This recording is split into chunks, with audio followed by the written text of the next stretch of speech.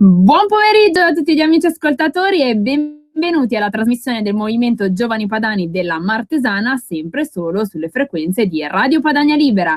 In studio in questo giovedì pomeriggio assolato ma con un po' di brezza invernale, ci sono a farvi compagnia in quel di Via Bellerio la nostra Alessandra Magro, che è tornata anche questa settimana a farci compagnia. Buongiorno Alessandra. Ciao, buon pomeriggio. La nostra Alessandra, vi ricordo che è di Cologno Monzese, un altro comune della provincia organizzativa della Martesana, amministrata dal nostro benamato sindaco leghista Angelo Rocchi, che salutiamo. E poi, come al solito, c'è la vostra Magda Beretta da Senago, che come tutti i giovedì pomeriggio viene a farvi compagnia fino alle 16 a Radio Padania Libera. Bene. Allora, gli argomenti insomma di cui parlare oggi sono tantissimi e vasti, quindi insomma iniziamo subito. Vi ricorda la nostra Alessandra quali sono i numeri per intervenire e far sentire la vostra voce. 0266203529. Perfetto, per chiamarci in diretta, mentre per mandarci un SMS che verrà subito letto appunto dalle vostre conduttrici preferite che è il 346 64 277 56. Bravissima Alessandra, direi che è stata superata la prova. Ormai sei quasi una veterana di Radio Padania. Bene, allora diciamo che gli argomenti da toccare quest'oggi sono veramente molti, ci sono molte notizie e purtroppo sono sempre notizie negative, ahimè. Ma sì, prima di entrare nel cuore di questa mini, diciamo, chiamiamola così, rassegna stampa che vogliamo fare pomeridiana, volevo ricordarvi alcuni appuntamenti sul territorio. Allora, in primis vi ricordo gli appuntamenti che sono previsti nei prossimi giorni nella provincia organizzativa della Martesana. Domani sera a Sesto San Giovanni alle ore 21, quindi venerdì 19 febbraio ore 21 a Sesto San Giovanni, in via Dante 6 presso la biblioteca civica appunto della città di Sesto San Giovanni, si terrà un incontro molto importante del centrodestra sestese. Come ospiti avremo per Fratelli d'Italia Riccardo Decorato, per Forza Italia di Stefano Roberto, capogruppo appunto di Forza Italia in Consiglio Comunale a Sesto, e per la Lega Nord avremo come esponente di punta il nostro segretario provinciale Riccardo Pase. Quindi tutti presenti, sarà un incontro molto importante per parlare di quella che è la realtà territoriale e statale, insomma, come si applicano le varie politiche dal livello nazionale al livello territoriale, soprattutto su una città grande come Sesto San Giovanni, che è una delle più grosse della Lombardia. Poi vi ricordo gli altri appuntamenti nella provincia organizzativa della Martesana, che sono sabato 20 febbraio presso il comune di Mediglia. Ci sarà un gazebo in piazza Giovanni XXIII dalle 9 alle 12, mentre nel pomeriggio potrete venire a trovarci a Paolo presso Parco Sant'Arcisio, che si terrà un gazebo per il tesseramento dei giovani padani. Quindi vi raccomando, quindi venerdì sera non prendete impegni, tutti alla biblioteca civica di Sesto San Giovanni dalle ore 21, che ci sarà il nostro Riccardo Pasi insieme ad altri esponenti del centrodestra. Sabato invece Mediglia al mattino e il pomeriggio presso il comune di Paolo con i giovani padani della Martesana, che sono sempre attivi sul territorio. E a proposito di giovani padani, tengo fortemente a pubblicizzare un'iniziativa dei giovani padani lodigiani.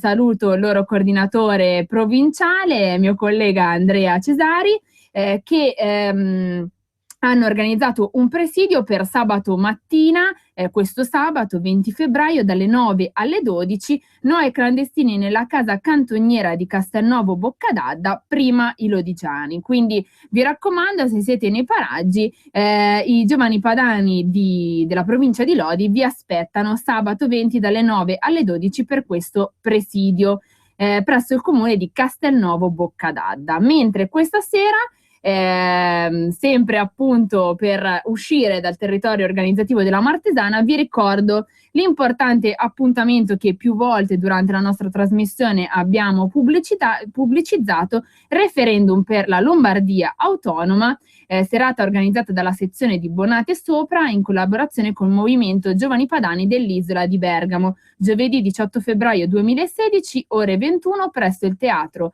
Verdi in via Roma 2 a Bonate Sopra. Ospiti illustri come Paolo Grimaldi, segretario nazionale della Lega Lombarda, che conoscete tutti, Massimiliano Romeo, capogruppo della Lega Nord in Regione Lombardia, Roberto Anelli, che è un altro consigliere regionale, sempre della Lega, e Stefano Bruno Galli, capogruppo della lista Maroni in Regione Lombardia. Quindi un fine settimana ricco di appuntamenti all'insegna del Verde Lega, a cui non potete esentarvi. E tra l'altro c'è anche la festa a Palazzago, dove domani sera ci sarà Matteo Salvini e altri illustri ospiti nei giorni a venire, ma sicuramente nelle altre trasmissioni avete avuto modo di già insomma scoprire gli appuntamenti della festa di Palazzago. Bene, allora veniamo un attimo a noi. Insomma, in settimana sono successe diverse cose, non siamo qui a parlare quest'oggi sostanzialmente delle notizie principe che possiamo trovare su tutti i quotidiani nazionali, a partire dallo scandalo insomma che ha colpito un consigliere di Regione Lombardia, alla questione delle unioni civili. Direi che insomma le pagine dei giornali sono ben troppo affollate da queste notizie, e quindi per cambiare e correggere un attimo il tiro vorremmo mandarvi un contributo di una conferenza stampa che si è tenuta questa mattina alla Camera dei Deputati del nostro segretario federale Matteo Salvini. Ecco, sentiamo la voce di Matteo. La Lega è estremamente preoccupata per il clima in cui versa il Paese. Io penso che Renzi stia pensando di instaurare un regime che mi ricorda quello di Stalin, perché abbiamo un Parlamento comprato, abbiamo un governo inginocchiato, abbiamo buona parte della magistratura schierata e da ieri anche la televisione pubblica militarmente occupata. Quindi la storia insegna che quando controlli l'informazione, l'esecutivo, il legislativo e il giudiziario c'è il regime. E quindi a me l'aria e la puzza di Unione Sovietica e di Stalin non piace. I dati economici sono devastanti. Oggi è uscito l'Ocse che sputtana tutte le previsioni di Renzi e di Padoan e dice che se l'Italia va bene crescerà al massimo dell'1% l'anno prossimo. Sul fronte invasione clandestina, e ripeto invasione clandestina senza precedenti, se c'è qualche magistrato che vuole indagarmi lo faccia pure, siamo al collasso. Abbiamo un ministro che sta cercando altri 50.000 posti in albergo in giro per l'Italia, mentre tutto il resto d'Europa chiude e controlla. Quindi io temo a breve reazioni popolari, di cui abbiamo avvisaglie certe, e quindi per evitare lo scontro di piazza la Lega da oggi si mette a disposizione di tutti quelli che sono stufi. Stiamo pensando a una grande manifestazione a livello nazionale nella giornata della liberazione, perché qua c'è da portare avanti una nuova liberazione. E quindi per il 25 aprile diremo la nostra e chiameremo a raccolta tutti gli italiani che non vogliono vivere da schiavi, precari e insicuri. I teatrini fra gli eurofessi e quindi i finti litigi fra Monti, Renzi e compagnia briscola, fra cui includo anche Napolitano, non prendono più in giro nessuno. Quindi la nostra pazienza è esaurita, più che della Lega, del Paese. Oggi mi hanno scritto alcuni terremotati che dopo 4 anni vivono nei container in Emilia, ai quali stanno staccando la corrente elettrica perché, non avendo più lavoro, non riescono a pagare la corrente elettrica. Quindi c'è un ministro dell'invasione che sta cercando 50.000 posti in albergo, mentre qualche migliaio di italiani vive nel container da 4 anni senza luce. Siamo al terzo mondo e questi occupano il Parlamento con la menata delle adozioni gay. Siamo veramente al terzo mondo. La nostra pazienza è esaurita. Spero che la sia anche quella degli alleati. Spero che lo sia anche quella degli alleati. Lo verificheremo se così fosse, si marcia compatti, se qualcuno invece avesse dei dubbi non marcia con la Lega. Questo è. Sulle vicende giudiziarie non entro nel merito, mi sembra che forse neanche a Cuba o in Corea del Nord ci siano i vertici giudiziari che dicono che un partito è pericoloso per la democrazia. Forse questi signori dovrebbero andare a esercitare il loro lavoro a Cuba o in Corea del Nord e in uno stato libero dove il pensiero dovrebbe essere libero, però sono estremamente preoccupato perché quando occupi militarmente i tribunali, le scuole, le televisioni e le banche, la gente di solito fa la rivoluzione e siccome io sono pacifico dentro e fuori, vorrei organizzarla democraticamente questa rivoluzione. Sappia il signor Renzi che da oggi è battaglia su tutta la linea e su tutti i fronti, a cominciare da settimana prossima. E poi ci vediamo in piazza il 25 aprile, pacificamente e democraticamente come siamo soliti fare. Questo è, se ci sono domande rispondo a tutto volentieri, se no va bene così.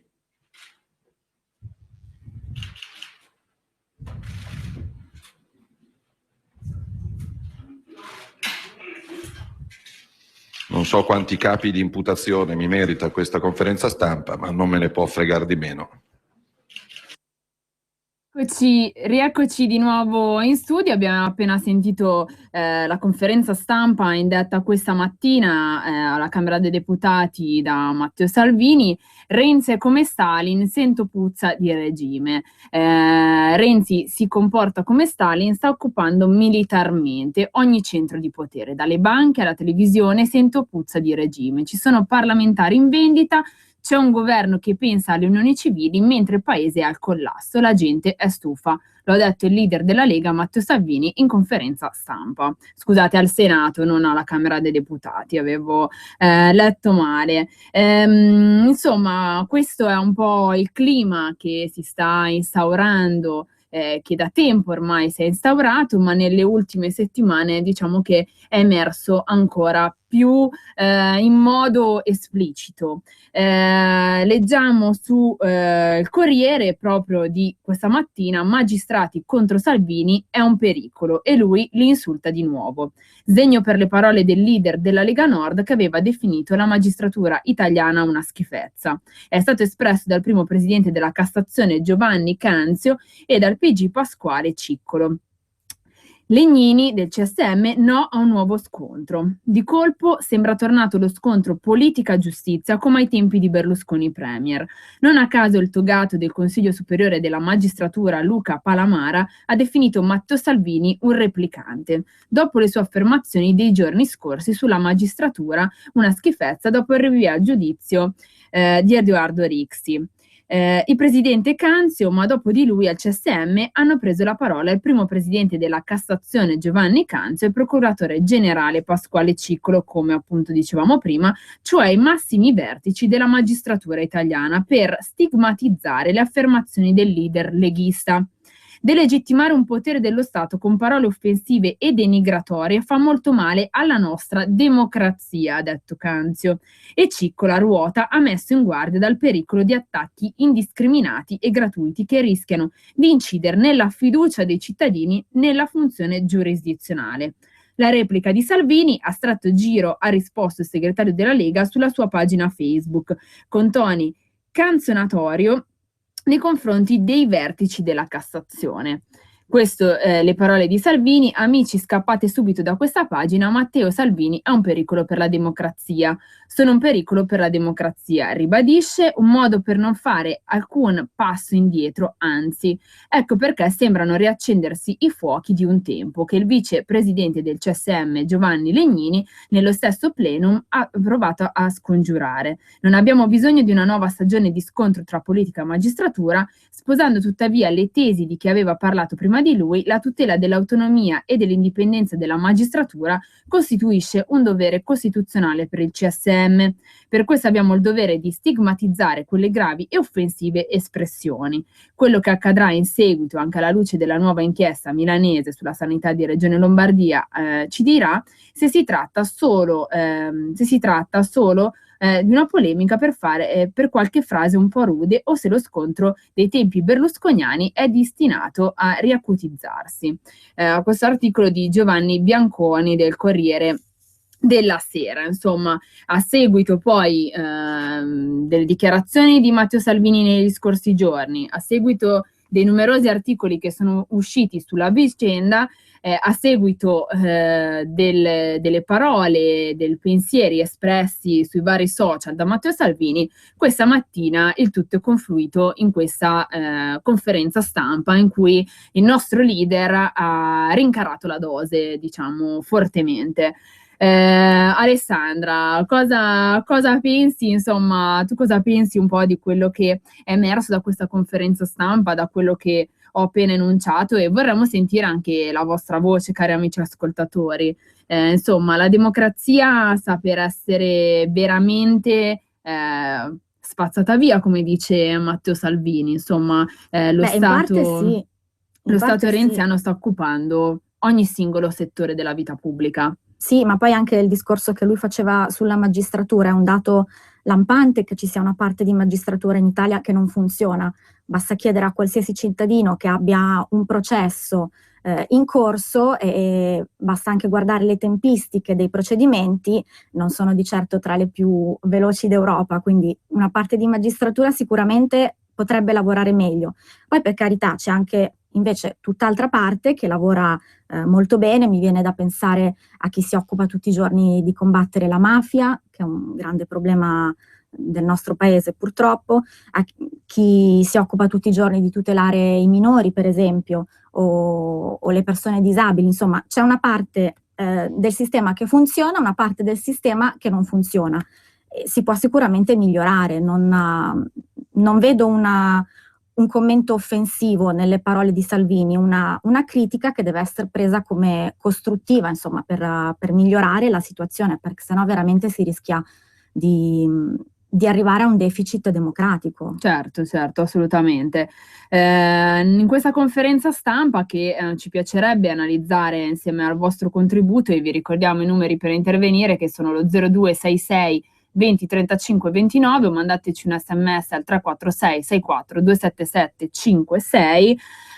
Insomma, vengono toccati diversi argomenti. In primis i problemi legati alla magistratura, appunto come diceva la nostra Alessandra, che le parole di Salvini non ci sembrano offensive, semmai dovrebbero essere prese in modo costruttivo per migliorare un apparato della burocrazia di questo paese.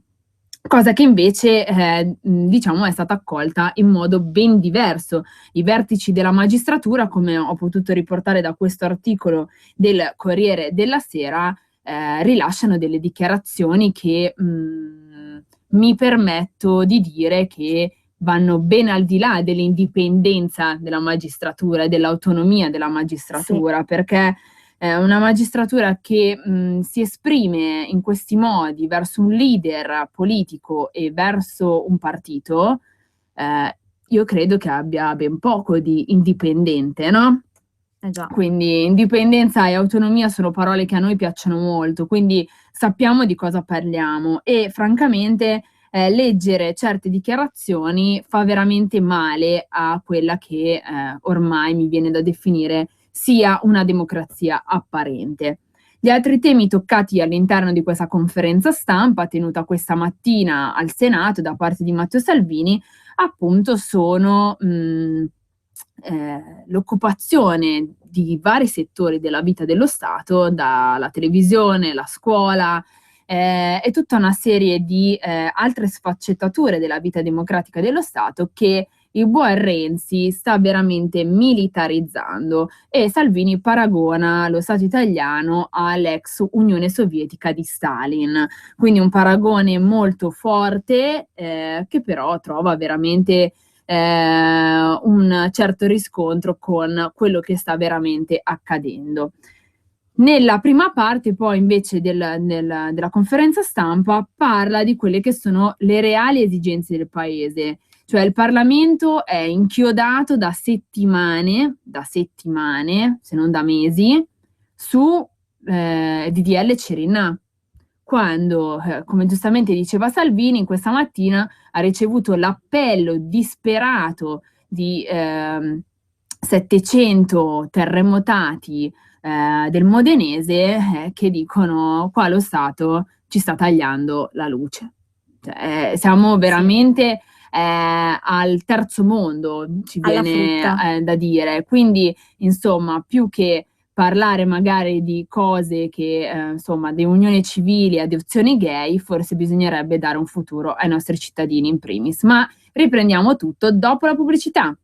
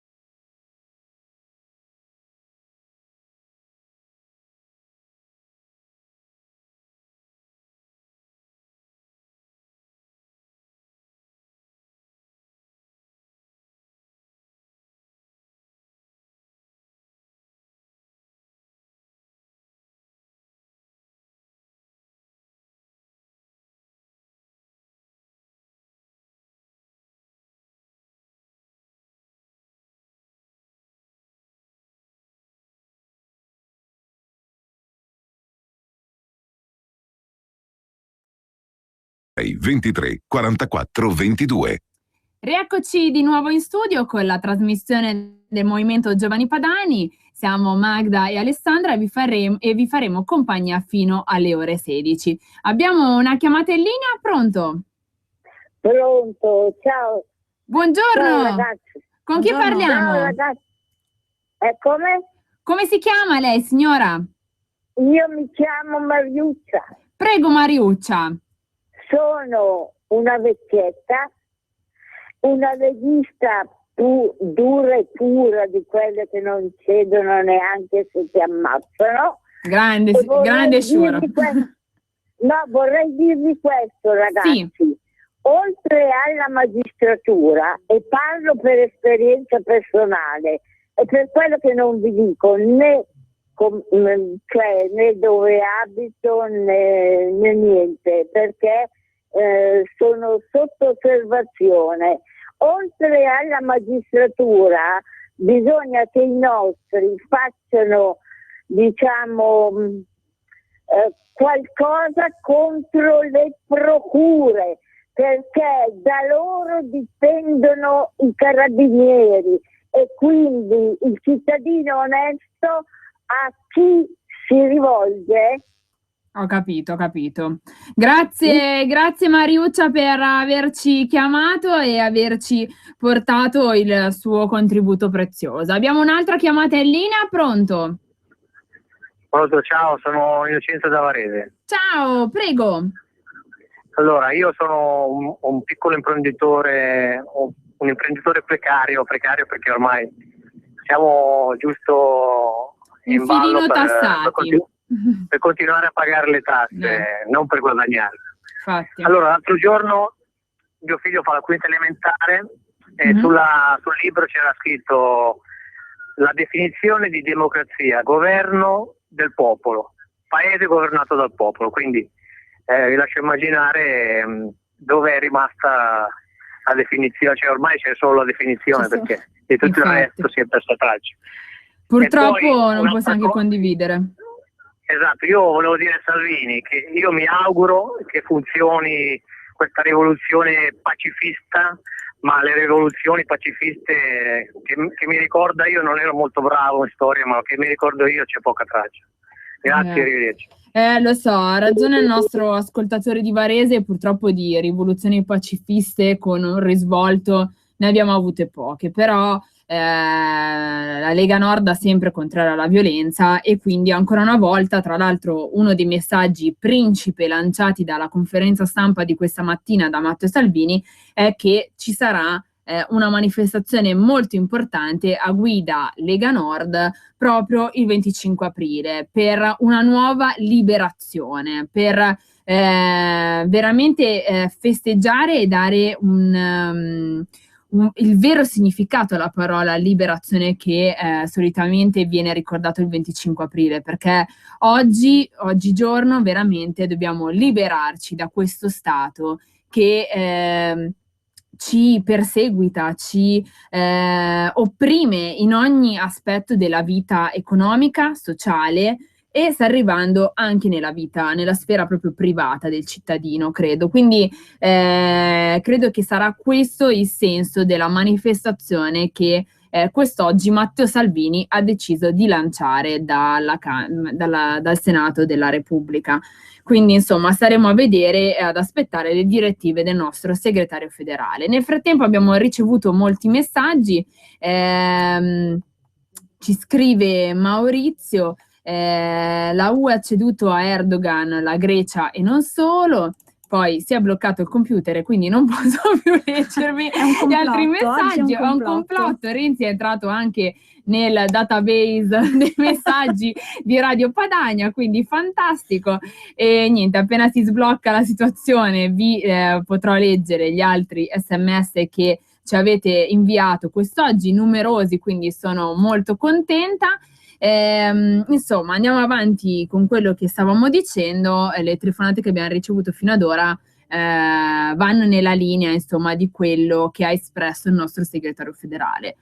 Altri temi toccati durante la settimana, Alessandra, proprio da Matteo Salvini, e dato che abbiamo parlato adesso con l'unico messaggio che sono riuscita a leggere dell'ascoltatore di Unione Europea, proprio dall'Unione Europea, sì, ci sono delle novità, no? Che la nostra Alessandra vuole raccontarci. Sì, ci spostiamo sul fronte internazionale, le notizie dal fronte. Allora, martedì 15 febbraio è stato dato il via libera in Commissione Commercio Internazionale a Bruxelles ai negoziati per un accordo di libero scambio tra l'Unione Europea e la Tunisia. Quindi in sostanza l'Unione Europea importerà dalla Tunisia tutta una serie di prodotti, tra cui l'olio d'oliva, ma anche agrumi, frutta, verdura, senza dazi.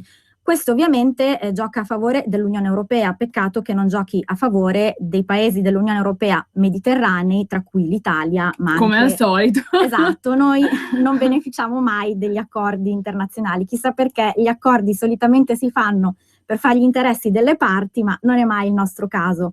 Ne beneficeranno ancora una volta la Germania e via dicendo, i soliti stati, insomma, che comandano l'Unione Europea. Certo, e questo andrà a discapito dei nostri prodotti, perché ovviamente la merce tunisina costerà meno già in partenza, non essendoci neanche i dazi. I paesi dell'Unione Europea che non sono produttori di quei determinati prodotti saranno portati a importare dalla Tunisia e quindi la nostra merce troverà difficoltà, insomma, ad accedere al mercato europeo, perché appunto costa di più rispetto a quella tunisina. Certo, ovviamente c'è stato il voto contrario della Lega. Ovvio, assolutamente, come sempre. Tra l'altro questa mattina leggevo con Alessandra, prima di venire in trasmissione, un articolo su un blog, Prato nel Mondo, no? Questo blog appunto di questo giornalista, c'era questo articolo molto interessante che si intitola Affari africani, Gheddafi, il PD e l'olio tunisino. Volevo leggervi alcuni stralci perché secondo me è in parte divertente ma purtroppo molto veritiero. Anche allora il presidente del Consiglio Berlusconi compensò Gheddafi con un mezzo baciamano per riequilibrare la dignità nazionale libica, gravemente offesa da quel gentiluomo di Graziani che dopo le stragi dei nemici armati di Lancia ad opera dei primi bombardamenti aerei della storia con i caproni sabaudi, lo pretese da tutti i capi tribù, che dovettero sfilare inginocchiandosi in segno di sottomissione Savoia. Aveva ragione di Stato da vendere Gheddafi, che potette così stilare un trattato molto vantaggioso per le industrie italiane e in testa facendoci anche una bella figura coi suoi capi tribù. Insomma, il gioco ne valse la candela, solo per questo, se non per gli hotspot per migranti nel deserto, mica in villa con piscina. Prima che le 7 sorelle ridotte a 5 armassero quel criminale di Sarkozy che lancia il resta con Gran Bretagna ed USA, mandasse tutto a quel paese modifico stracciando le concessioni petrolifere dell'Eni, ammazzando Gheddafi come un cane e aprendo la Libia ai clandestini e poi all'ISIS. Speriamo non si ripeta con gli iraniani, ma il boccone mi pare troppo grosso persino per le 5 sorelle, alle quali prima o poi, come all'uccello ingordo, finirà per scoppiargli il gozzo. Mannaggia sti vecchi proverbi. In ogni caso, pensando all'affare dell'olio tunisino, ed è per quello che mi è venuto in mente questo articolo, non è che si possa fare distinzioni tra le cavolate dette a destra e a sinistra. Fino a qua diciamo che mi vedo assolutamente favorevole, poi inizia a parlare insomma anche della posizione della Lega nell'Unione Europea, dicendo che non difende il Made in Italy, no? Io direi che fino a questo punto ha fatto un'analisi molto corretta e, se vogliamo, divertente, tale Vittorio Lana. Poi su Salvini che dice che la Lega non difende realmente il Made in Italy, io credo che se c'è qualcuno che all'interno dell'Unione Europea difende veramente Made in Italy, quella è proprio la Lega Nord, capitanata da Matteo Salvini. Abbiamo una chiamata in linea, pronto? Buona Padania. Buona Padania anche a lei, che bella voce squillante. Ascolta, sulla magistratura stendiamo un velo pietoso perché anch'io non voglio grane, quindi non ne parlo proprio. Ok, bypassiamo. Bypassiamo. Su un altro argomento, tipo quello dell'accordo sulla Turchia. Ma cosa aspettano i nostri agricoltori a prendere ad avere i forconi, ma non in senso metaforico? Cioè qui gli italiani si incazzano solamente, scusa il termine, quando c'è qualcosa sul calcio. Allora lì scendono in piazza, si menano, si danno di quelle botte. Ma su queste cose qui è importantissimo. I nostri agricoltori diretti interessati, che vedranno probabilmente fallire le loro imprese, o quantomeno ridimensionate, certo. No, sembra che non gliene importi nulla. Ho mica capito io come funziona questa Italia qui. Ha ragione, la ringrazio, Padania Libera. Sempre, insomma, questo è vero, tutte le volte che segnaliamo le grandi problematiche del paese, sostanzialmente alla fine si dice rivoluzione democratica, pacifista, però cavoli, quando ci sono questioni di poca rilevanza, come può essere una questione calcistica, scendono in piazza e, oddio, mettono a fare fuoco alla città. Di certo non vogliamo questo, certo è che se ci impegnassimo di più e battessimo un po' di più i pugni sulle questioni più serie, forse avremmo dei risultati differenti. Abbiamo un'altra chiamata in linea, pronto? Pronto? Pronto, buongiorno, con chi parliamo? Buongiorno, sono Ruggero da Brescia. Prego, Ruggero. 2 osservazioni, visto che sono appena saltate fuori. Sì. Uno, il fatto che noi italiani siamo capaci di chiacchierare e basta. E questo per me dipende dal fatto che noi non siamo un popolo, ma siamo 60 milioni di individui. Io lavoro in edilizia. In edilizia abbiamo perso qualcosa come 1 milione di posti di lavoro negli ultimi 4 anni. E voi avete sentito qualche cosa? No, assolutamente nulla. Vero. 1 milione di posti, guardate che sono tanti. Certo. E la seconda cosa... È caduta la linea, invitiamo il nostro Ruggero da Brescia a richiamare. perché stava intavolando insomma un discorso molto interessante e insomma non posso che condividere le sue parole, soprattutto all'inizio quando ha detto che non siamo un popolo, ma sì, siamo un po' dei leoni da tastiera noi italiani, sì, poi, no? Su Facebook, sui come social. sapete io non sono assolutamente patriottica, quindi non posso che avvallare la tesi di dire che non siamo un popolo. Abbiamo un'altra chiamata in linea, pronto? Pronto? Pronto, buongiorno, con chi parliamo? Sì. Ciao, io sono Fabio da Pavia. Ciao Fabio, prego. Ciao. Allora, oggi sono andato a vedere un posto qua nella provincia e praticamente era una trattoria, pizzeria, che la persona ha deciso di chiudere perché non lavorava molto, no? E siccome fa parte, delle vecchie cooperative di una volta, no? Sì. La storia è che se dopo uno vuole subentrare, incomincia il cinema dei bagni, i bagni di qua, i bagni di là, le piastrelle, bisogna cambiare questo, bisogna cambiare quell'altro, deve venire il tecnico dell'ASL. Volevo sapere una cosa, se anche per i cinesi, egiziani, marocchini, eccetera, eccetera, esistono tutta questa burocrazia e poi non possono dire che gli italiani sono a casa. L'italiano è a casa perché c'è tutta questa burocrazia. Vorrei sapere se gli altri cinesi, come ho detto prima, egiziani, eccetera, eccetera, hanno tutta questa problematica burocratica, ASL, eccetera, eccetera. Grazie. Certo, grazie a Fabio che ci ha chiamato da Pavia. Direi che vabbè, la domanda purtroppo è retorica, nel senso che purtroppo no, non è così, subiamo dei trattamenti differenti. Se un italiano vuole aprire un'attività deve subire un determinato iter. Se sono i cinesi, come possiamo vedere sotto gli occhi di tutti, e non sono i beceri, i cattivoni, i razzisti, i leghisti che raccontano una realtà differente, purtroppo lei sci, insomma, come si dice a Milano. Quindi non possiamo che dare ragione all'ascoltatore che ci ha appena chiamato. Purtroppo è la realtà dei fatti. Ma stavamo dicendo, Alessandra, volevi aggiungere qualcosa, insomma, al discorso appunto dell'Unione Europea che ha, insomma, instaurato questo tipo di rapporto economico con la Tunisia? Sì, diciamo che è un po' la storia che si è già vista con il TTIP, no? L'accordo che stanno siglando l'Unione Europea e gli Stati Uniti, sempre un accordo di libero scambio che ancora una volta vedrà penalizzati i nostri prodotti rispetto a quelli statunitensi, perché loro sappiamo che hanno degli standard di gran lunga inferiori ai nostri e questo comporterà ovviamente un abbassamento anche dei nostri livelli di qualità. In sostanza significa che noi a breve ci troveremo a mangiare prodotti sempre più scadenti e con conseguente aumento anche delle malattie, insomma, perché quando si mangiano prodotti che non sono di grande qualità sappiamo bene come finisce. Purtroppo sì. E poi siccome l'Unione Europea non ci affossa abbastanza, ci pensiamo anche un po' da soli a darci la zappa sui piedi. Ecco, infatti, e immagino che sia anche che sia ad opera del PD, no? Infatti. Esatto. Andiamo avanti. Dici Alessandra, raccontaci. Oh, no, nella bellissima Sardegna che a quanto pare è stata privata di parte del suo territorio. Esatto.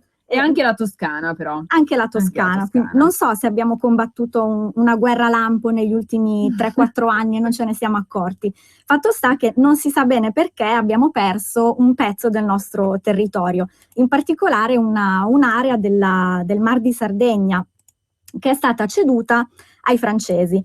E questo è accaduto già un po' di anni fa, perché il trattato tra Italia e Francia risale appunto al 2006, le trattative erano iniziate già allora. Cosa è successo? Che la Francia in tutti questi anni è arrivata a ratificare il trattato, l'Italia invece no.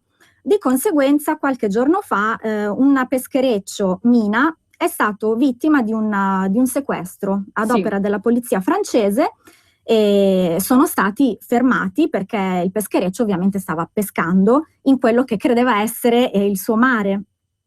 E invece la polizia francese ha appunto fatto presente che si trovavano in acque territoriali francesi. Il deputato Mauro Pili ha denunciato l'accaduto insomma il governo ha iniziato un po' a muoversi per cercare di capire cosa stesse succedendo e il ministro Gentiloni ha poi disposto che fosse sollevata la questione di giurisdizione con la Francia. La Francia stessa effettivamente ha posto le scuse formali al peschereccio e all'Italia, però insomma è un episodio abbastanza grave perché nessuno era al corrente di questa situazione, no? Se la polizia francese è intervenuta e il peschereccio non sapeva neanche dell'esistenza di questo accordo, evidentemente c'era un problema informativo alla base. Direi proprio di sì, nessuno sapeva di questo accordo, insomma, che risale all'epoca di quando era premier Mario Monti. È vero che manca il passaggio della ratifica in Parlamento, perché insomma qua si parla di ridefinire i confini. Detto questo, non sapere che c'era questa trattativa che è già stata ratificata dal governo francese e manca solo il passaggio nel Parlamento italiano, direi che è una cosa molto molto grave. Sì, certo. Che ha creato tutta una serie di incomprensioni appunto che si sono verificate con diversi pescherecci sardi e anche uno genovese, se non erro, mi pare di aver letto da qualche parte.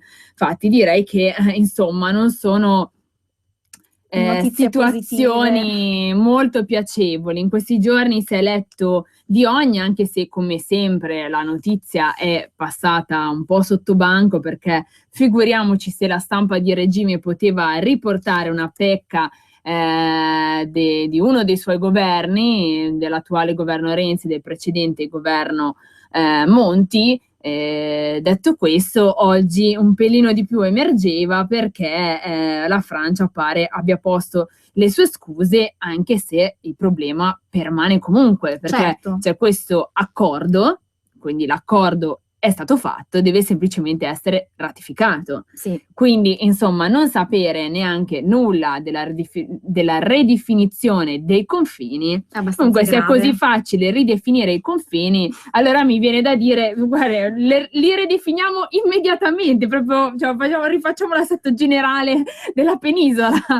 Se è così semplice, invece di solito non è così semplice, ma se Mario Monti è capace di fare questa cosa, allora non lo so. Sordina, sotto. Infatti cerchiamo il modo per addescarlo e far sì che ridefinisca i confini una volta per tutte. Ma anche perché ovviamente, caso strano, la parte di mare che è stata ceduta pare essere una delle più pescose, logicamente. Ovvio, perché figuraci diamo il meglio, no? È la base degli accordi internazionali, cedere il meglio per non avere nulla in cambio. La cosa poi bella, nel senso, la domanda che mi è sorta spontanea quando ho visto la notizia, ho avuto modo di apprendere questa notizia è: ma perché l'Italia ha dovuto cedere in questo accordo, cioè parti del suo mare, tra l'altro quelle più economicamente vantaggiose, no, per il settore peschereccio, e in cambio cosa ha avuto?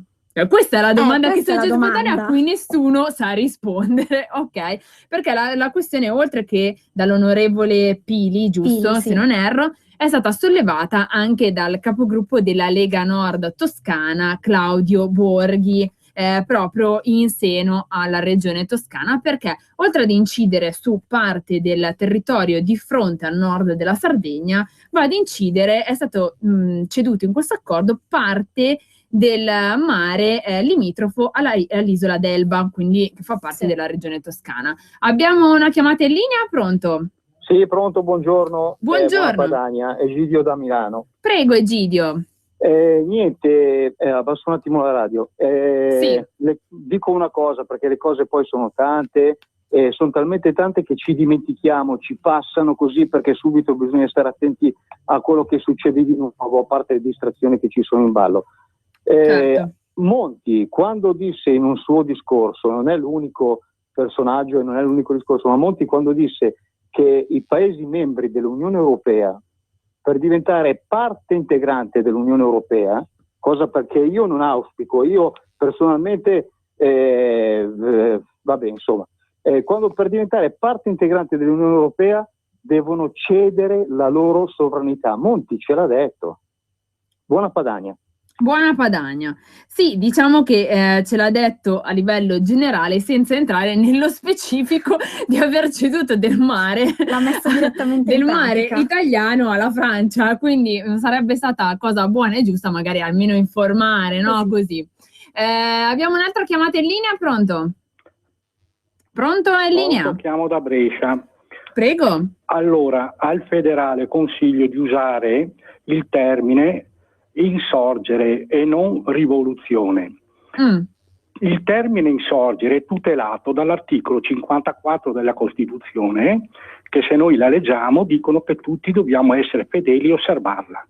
Quindi chi va contro, anche con quello che stanno facendo a livello, diciamo, governativo, ecco, non sono quei cittadini che compiono, come dice la Costituzione, i loro doveri. Quindi il termine corretto, caro federale, è insorgere, perché se no fra il diritto, chiamiamolo così, artistico e la scienza del diritto ti pestano.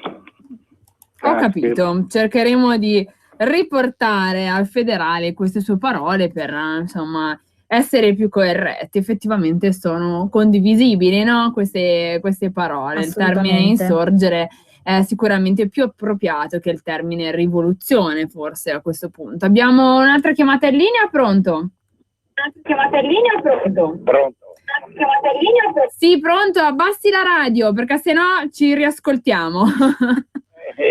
Allora, Monti ha fatto quello che ha fatto e voi vi siete chiesti cosa avevamo in cambio, ma lui non aveva detto che tutti dovevano rinunciare a una sovranità. Ma chi deve rinunciare? Siamo solo noi. I politici. Certo, caduta la linea, quindi insomma, vabbè, diciamo che non ci sorprende tutto questo, però la domanda sorge spontanea, voglio dire, fare politica veramente continuamente per cedere e mai prendere, trova ha sempre, insomma, lascia il tempo che trova, però del resto personaggi come Monti, Letta, Renzi siamo sempre stati abituati a questo tipo di trattamento. Abbiamo ancora pochi minuti, giusto? Anzi no, siamo proprio a pochi secondi, mi dicono dalla regia. Al limite. Quindi non vi rubiamo altro tempo, vi lasciamo al buon Marco Pinti e noi ci sentiamo settimana prossima sempre sulle frequenze di Radio Padania Libera. Un saluto da Magda e da Alessandra. Un abbraccio Padania Libera. Avete ascoltato Giovani Padani.